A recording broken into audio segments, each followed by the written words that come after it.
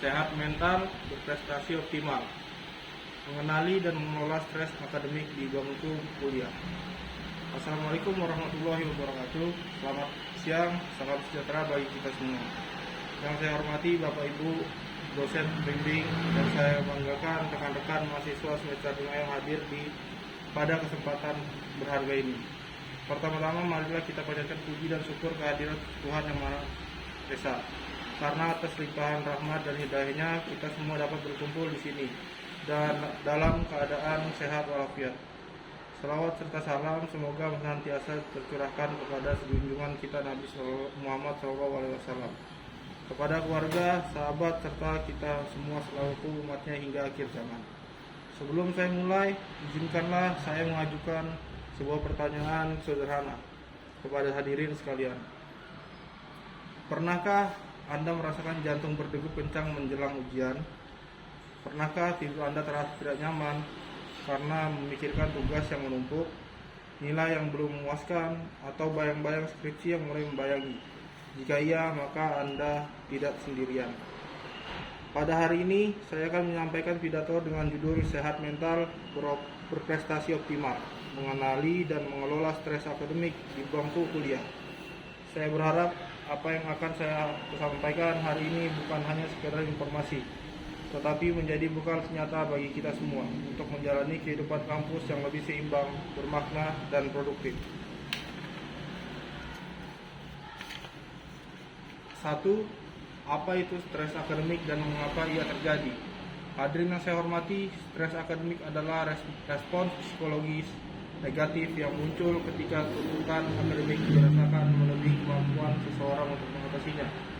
Ia bukan sekedar perasaan capek belajar. Biasa stres akademik adalah kondisi nyata yang dapat mempengaruhi kesehatan fisik, mental, dan kualitas hidup secara menyeluruh.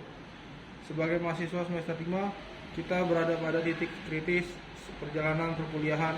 Beban mata kuliah semakin berat, tugas semakin kompleks, dan cakrawala pikiran kita mulai muncul bayangan skripsi, sidang, persaingan magang, bahkan kekhawatiran soal dunia kerja. Tekanan ini bukan sekadar perasaan, melainkan sebuah realitas yang nyata dan perlu disikapi dengan bijak. Berdasarkan data dari penelitian yang dilakukan oleh Gustiadi dan Lazuardi tahun 2025 yang dipublikasikan dalam jurnal Intan Husada, survei terhadap mahasiswa menunjukkan hasil yang mengejutkan. Sebanyak 76,9% mahasiswa mengkhawatirkan masa depan mereka terkait kelulusan dan pekerjaan. 76,6% merasa cemas terhadap ujian dan nilai-nilai, dan 70,3% merasa terbebani oleh tugas-tugas perkuliahan. Angka-angka ini bukan sekedar statistik, ini adalah suara kita, cerminan dari apa yang kita rasakan sehari-hari. 2. Seberapa besar masalah ini? Data berbicara. Hadirin yang bahagia, mungkin sebagian dari kita berpikir, ini wajar, semua orang merasakannya. Namun, tahukah Anda bahwa apa yang dianggap wajar ini ternyata telah menjadi krisis kesehatan mental yang serius di kalangan mahasiswa? Penelitian dilakukan oleh Astutik dan kawan-kawan tahun 2020 dan dikutip oleh Fakultas Psikologi Universitas Indonesia dalam artikel Dear Mahasiswa. Ini 5 cara menjaga kesehatan mental di lingkungan kampus 2024. Menemukan fakta yang sangat mengkhawatirkan. 25% mahasiswa Indonesia mengalami depresi, 51% mengalami kecemasan, dan 39% mengalami stres. Bayangkan, 1 dari 2 orang di sekitar kita mungkin sedang berjuang dengan kecemasan, dan 1 dari 4 orang mungkin tengah bergulat dengan depresi.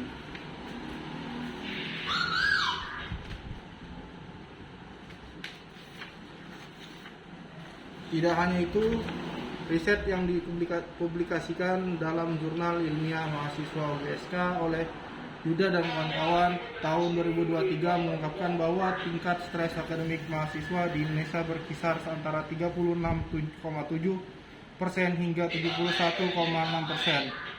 Tekanan akademik ini berdampak serius terhadap kualitas tidur, kesehatan fisik, kemampuan kognitif, dan kesehatan mental secara keseluruhan. Artinya, jika stres akademik dibiarkan tanpa penanganan yang tepat, ia tidak hanya merusak nilai rapor kita, ia merusak diri kita seutuhnya.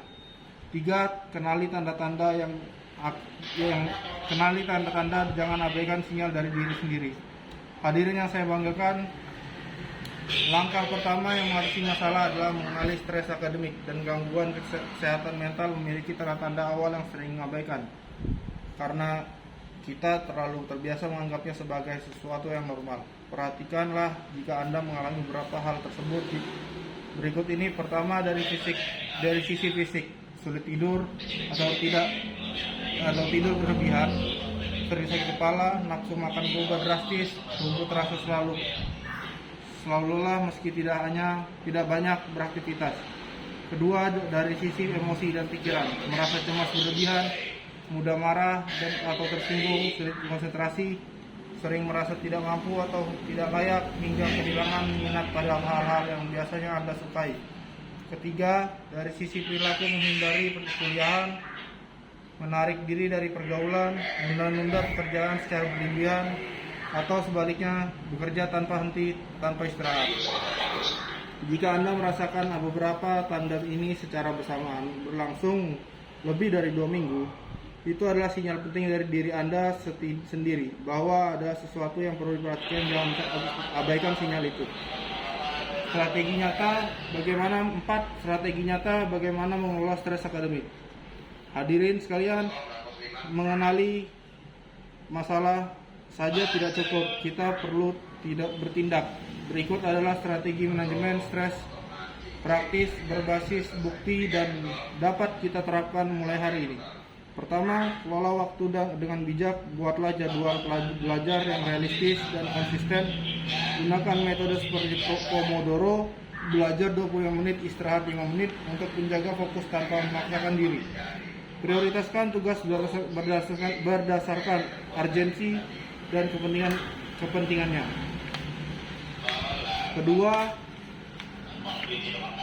keseimbangan fisik dan mental.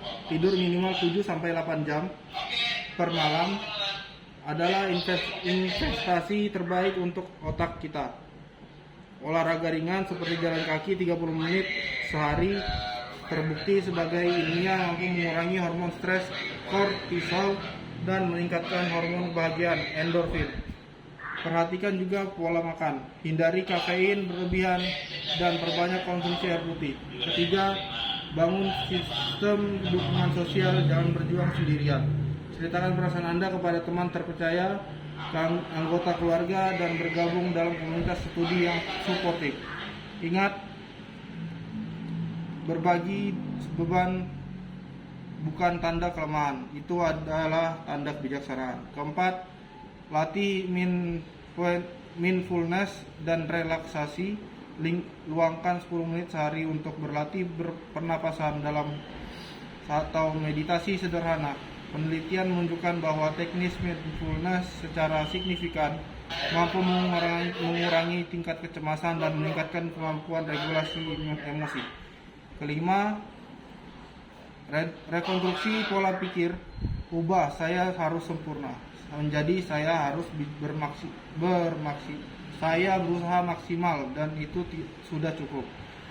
Kegagalan adalah bagian dari proses belajar, bukan akhir dari segalanya. 5. Jangan ragu mencari bantuan profesional.